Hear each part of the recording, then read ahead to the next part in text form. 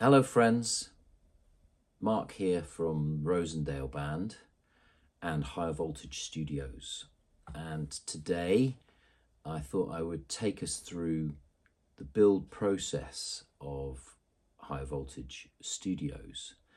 I'm sitting here inside the studio and it's still absolutely freezing outside, and I haven't really bothered to have a shave. As you can see, it's just too cold for that. Anyway, I thought we would get on with taking you through the build process that I mentioned in the last episode. I took you around the outside primarily of the studio, and what I have been trying to avoid doing is doing lots of editing with these videos, but I've got lots of photographs that I can piece together in a slideshow, which is what I'm going to do now, and I'm going to talk through the photographs and the build process using these pictures so that you can actually see what went on. And so first of all, we're going to start with the asbestos shed that we found at the bottom of our garden. There's the picture of the shed and all the rubbish that was there. Everything obviously had to be cleared out first, and I had to dismantle this asbestos shed in time for the build to start. And you can also see the tree behind that asbestos shed, and we decided to take that one out because it'd be nice to have kept it, but the tree roots were going to interfere with the foundations. That one was just too close to where we were planning to put the studio. Anyway, there's a picture of me with my mask on, dismantling the asbestos shed, and the pieces of asbestos had to be wrapped up in plastic, and you phone the council and book an appointment, and then they come and take it all away for you. And then what you're left with is this space. The tree is there, and that was then removed, showing the back fence, and then the whole area was then cleared in time for then Jim and the guys from Burton Neal Building Company to start the excavation to build the concrete raft that the studio sits on, which I mentioned last week.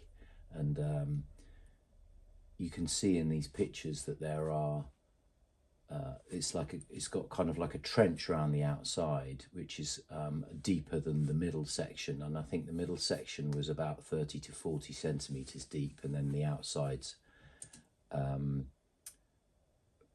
think it's 50 to 60 centimeters deep, and the reason being is that we can see in this picture, there's a picture of some of the little trees that are around, and we've got a lot of bigger trees as well.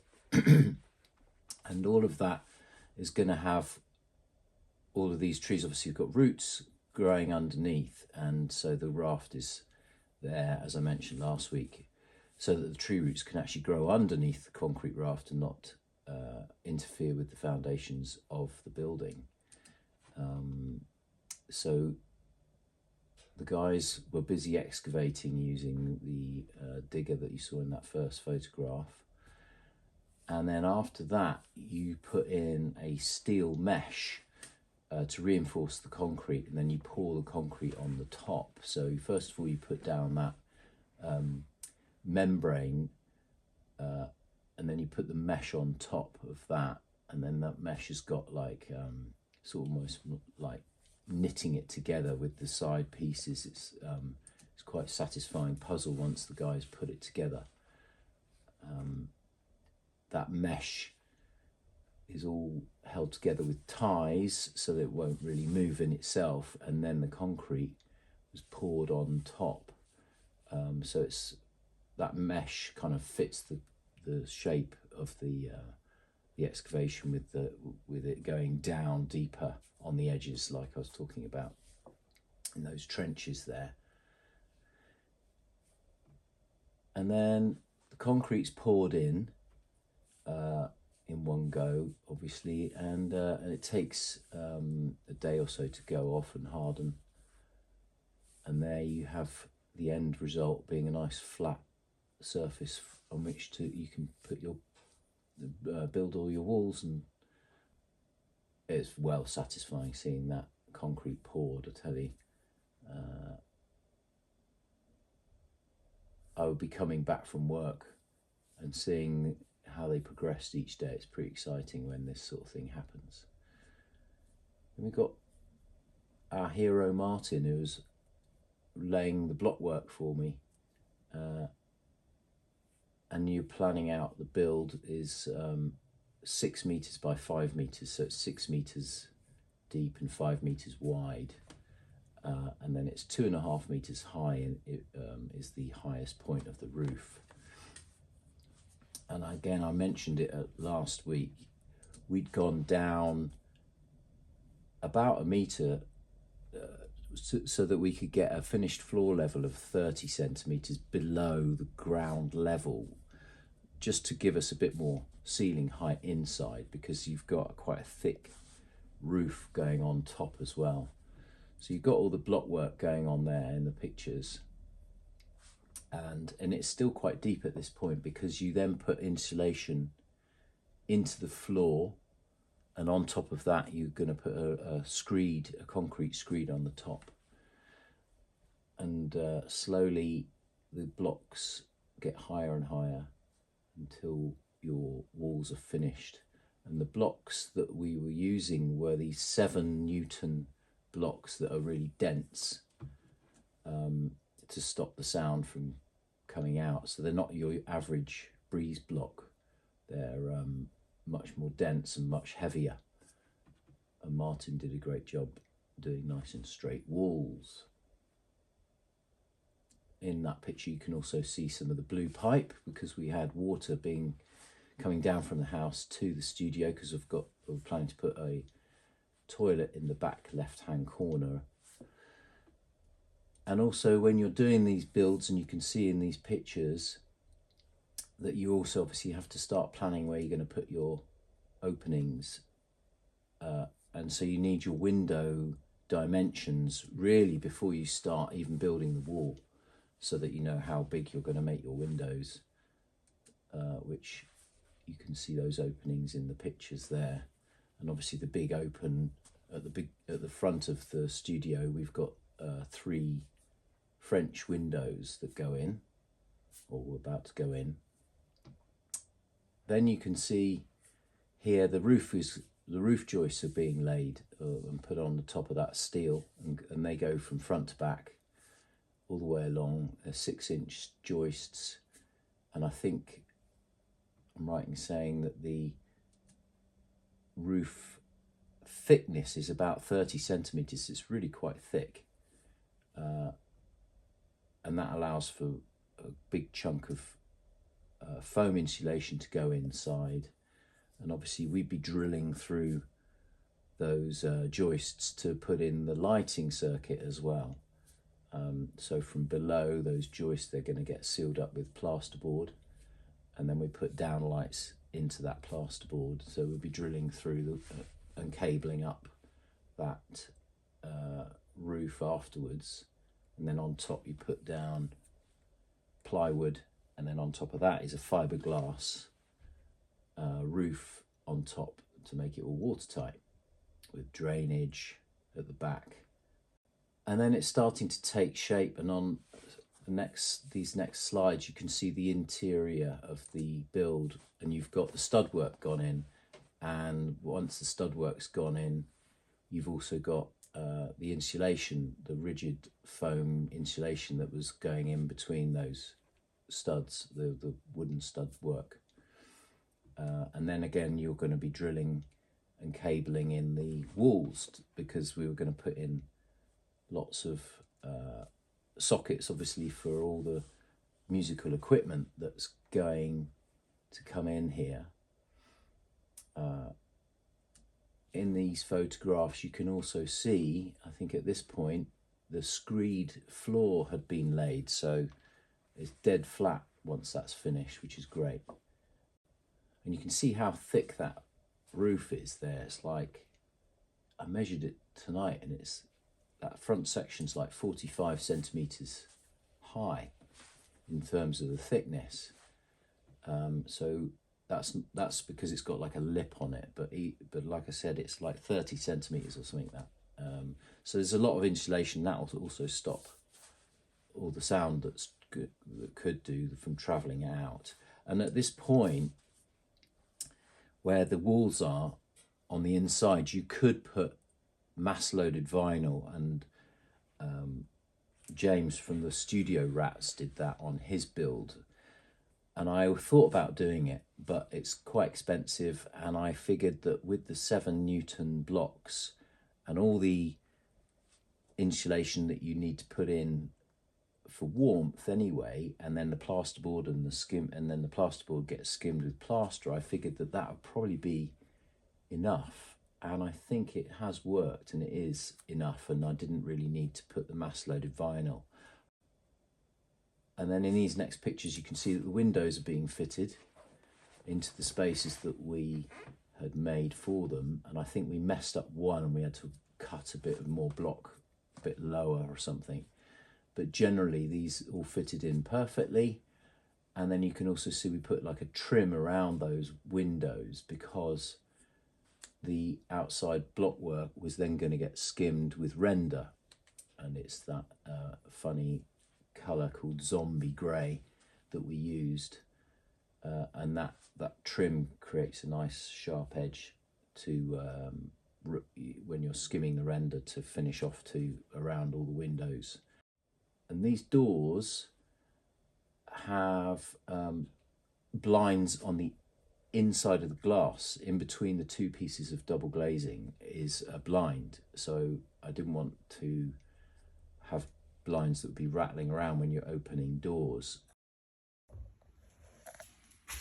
That's a bit of a blind operation. Check this out.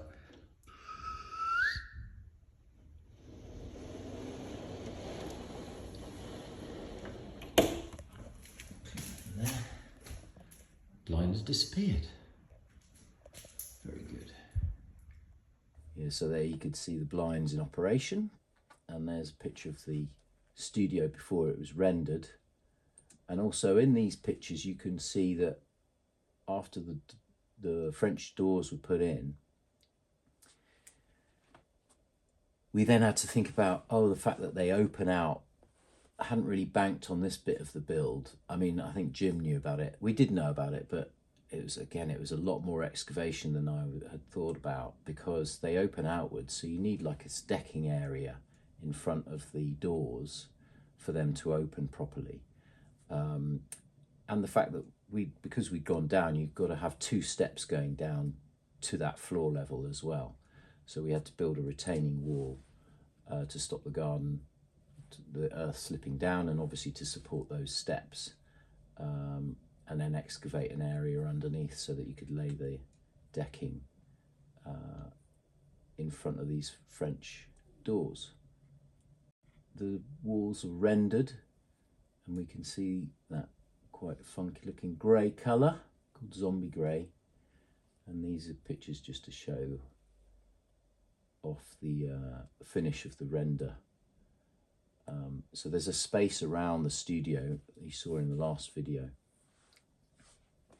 and I basically did a path around the whole of the studio, and of course out the front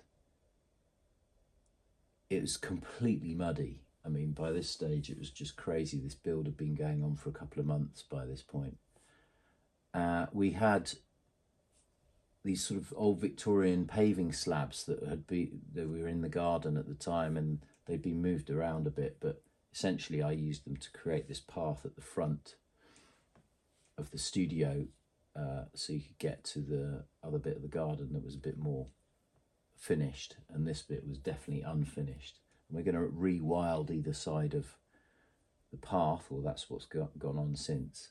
But you can see this massive pile of earth that came out from excavating those steps that go down to the studio, and that had to be redistributed around the garden, and I did all that with that wheelbarrow. It was pretty back-breaking, that and laying the path nearly finished me off, but there we are. That was and there's the path looking pretty good down to the studio. That's looking back up towards the house, and you can see there's a lot of earth around there that have been redistributed from the build. And then we come to the internal finishing. So that's the external bit of the studio finished. Interior of the studio, and it's been skimmed, and then I painted it all white.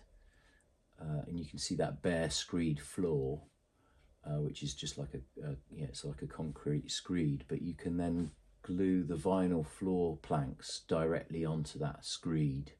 These were, I think the company's called Brampton and Chase, and I just literally, you just glue the vinyl flooring down, and because the screed is super flat and level, it came out really well. I'm really happy with that, how that looks. It's quite a nice colour, and it's got like a wood effect, so people sometimes think it's real wood, but it's not, it's just vinyl. And then you've got to finish off once all that vinyl planks are done, then you can put your skirting in. So then I went round and attached all the skirting, and in some of these photographs you can start to see all the second fix of the electrics that we'd done. So by this point I'd also started to attach all the sockets to where we planned them out, and you can see that at the back of the studio is where I wanted to put the mixing area. So there's a concentration of the sockets at the back there, because that's where more of the electrical equipment's going to be, like all the the computer and compressors and speakers and all that kind of stuff. And that's when I planned out that's where I was going to put the mixing area. The toilet is to the left of the mixing area, at the back on the left of the studio space, and that kind of creates a sort of natural, slightly narrower area that I thought would make a good place to sort of deaden the sound a lot more by putting up a lot more soundproofing.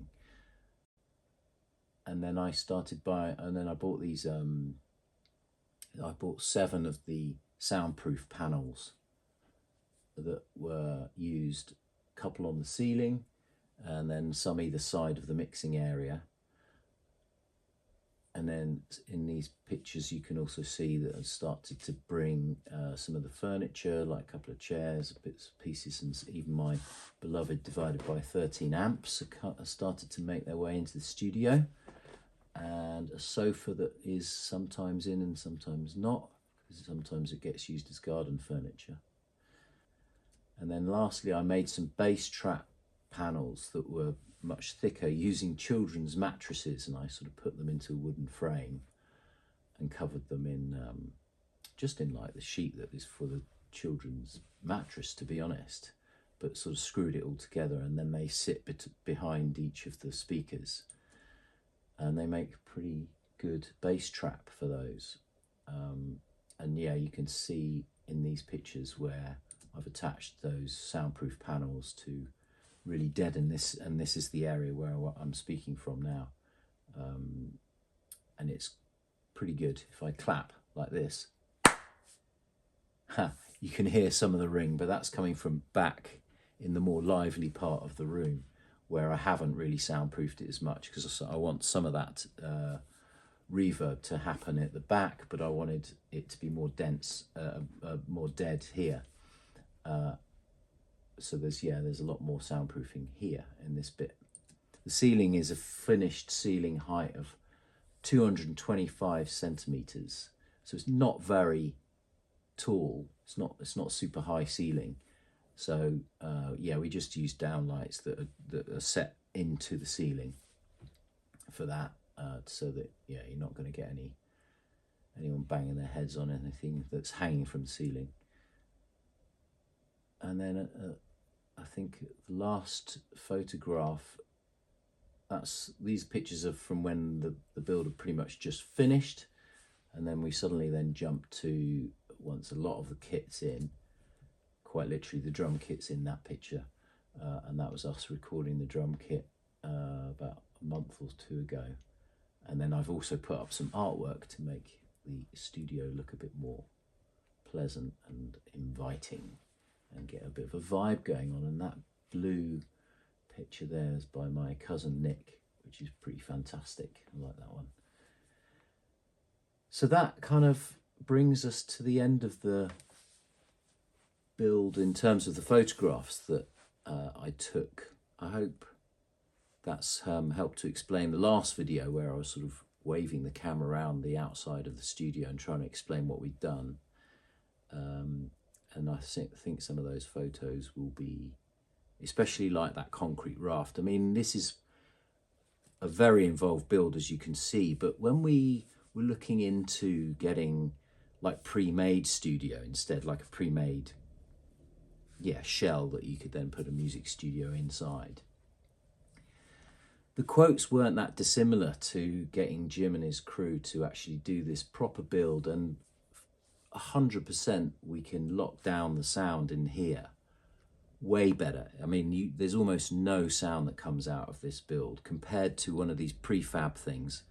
You definitely then have to put that mass-loaded vinyl in the inside of the walls, all that kind of stuff to try and combat the sound escaping, because it's so important to not bother your neighbours around here, because we, like I said last time, we're in a built-up area and we've got a lot of neighbours that we could easily annoy, especially with the way I play my guitar.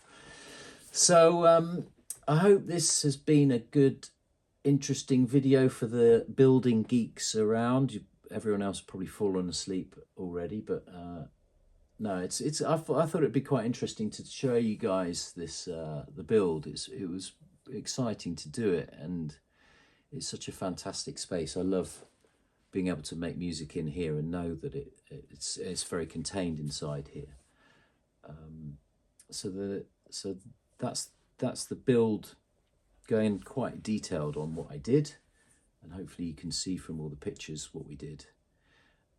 And then the next video, I'll do a bit more of a walk round of what we've got going on inside here now in terms of the equipment, like all the amps and the speakers that I use and all that stuff. I mean, I don't know how many videos will come out of that, because that will probably take maybe more than one. Thanks very much for watching and sticking with it if you're still with me.